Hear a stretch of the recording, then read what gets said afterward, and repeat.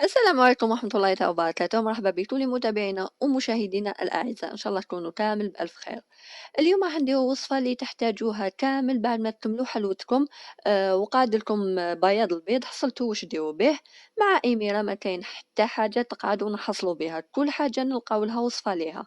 الوغ جبنا لكم وصفة بزاف بنينة وشابة وسهلة وتستعملوا فيها غير البياض البيض وبزوج أنواع تاع ديكور.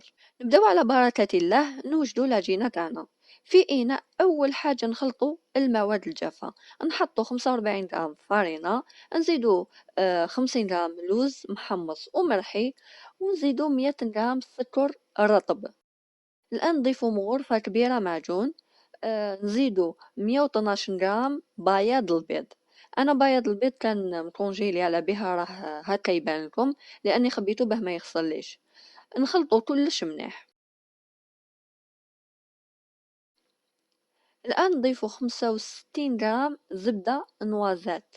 هنا الزبدة ندوبوها في الفرن ونخلوها حتى يولي اللون تاعها كيما هذا رايح العسلي الغامق.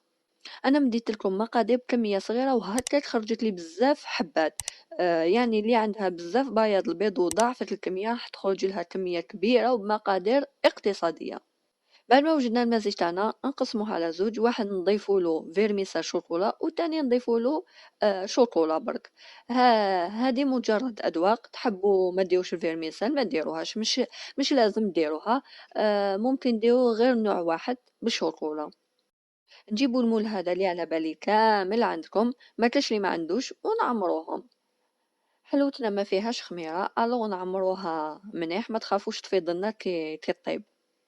الآن ندخلوها للفرن اللي يكون طبعا سخون، طيبوها من الفوق ومن التحت. هاي لي حلوتنا بعد ما طابت ونحيناها من السيليكون. هادو اللي درناهم بالشوكولا وهادو اللي درناهم بالفيرميسال. الآن نديكو الأول لحلوتنا نديرو شوكولا بيضة في السيليكون، وندخلو فيها حلوتنا وندخلوها الكونجيلاتور تجمد.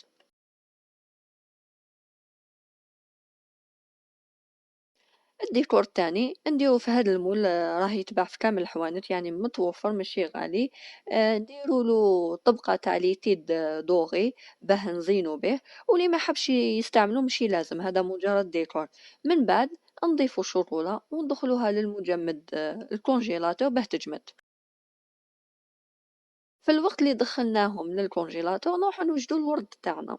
راح نحتاجو عجينة سكر بيضة، ونديرو وردة وحدة صغيرة حسب الاختيار، يعني مش لازم الوردة اللي استعملتها أنا، أي وردة صغيرة تجي شابة نديروها. كي نلونو الوردة تاعنا بالدوغي الأفضل تخلوها تيبس باه تسهلكم التلوين.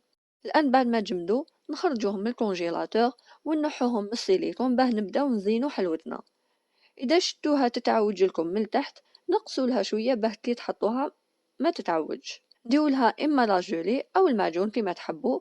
ومن الفوق نديرو وردة صغيرة، ديكور سامبل وشباب. الثانية نديرو لها هاد التزيين، نعمروها بالشوكولا ونلصقوه، ونحطو من الفوق وردتنا. وهكا بوصفة وحدة ضربنا 3 زواوش بحجرة وحدة. البياض البيض اللي حصلنا به لقينا له وصفة سهلة واقتصادية وبنينة، وفي نفس الوقت درنا زوج انواع تاع ديكور لحلوتنا بزاف شبان وبزوج اذواق. إن شاء الله تكون عجبتكم وصفة اليوم وتجربوها. صحة فطوركم وإلى الملتقى إن شاء الله ودمتم سالمين.